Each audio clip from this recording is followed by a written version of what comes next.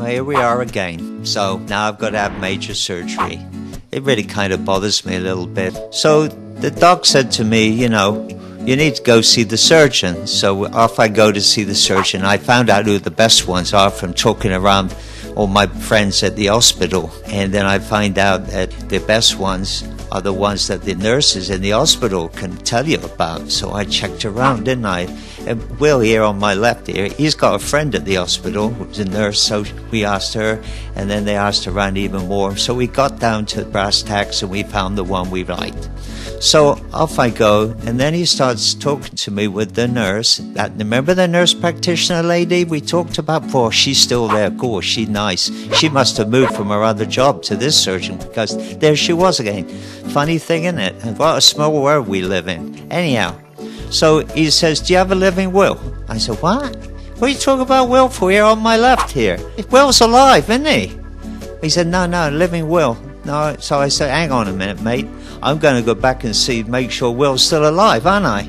So off I go, and here's Will. Yeah, he's still alive. And I said to Will, you're alive. Everybody's talking about you being a living will. Well, I know you're alive, Will. He said, Alfie, calm down now, calm down. He says, you know, I'm the sensible one of the two of us. I thought, oh, cool, blimey, that's a lie for starters. Anyhow, he said, a living will is that if you're in a position, I hope to God I'm never like that, where I can't make a decision on my future health, like if you're in I hate to say the word, coma, then somebody else that you designate can make decisions on your behalf. I thought, well, blimey, that sounds good, I suppose, but I look at Will. Can you imagine giving my decisions to Will? And I thought, I better really think about this real seriously.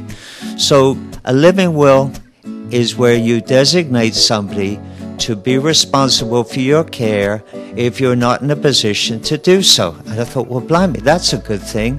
And then I found, you know, where we live here in Kentucky, for instance, you just go onto the, here we go again, website, and you find out, and they've got a form and all that you can fill out. So remember, make sure you got a living will, because blimey, I don't want to be left to all the doctors, not some trusted friend, well, not Will, but somebody else I can really trust. Living will.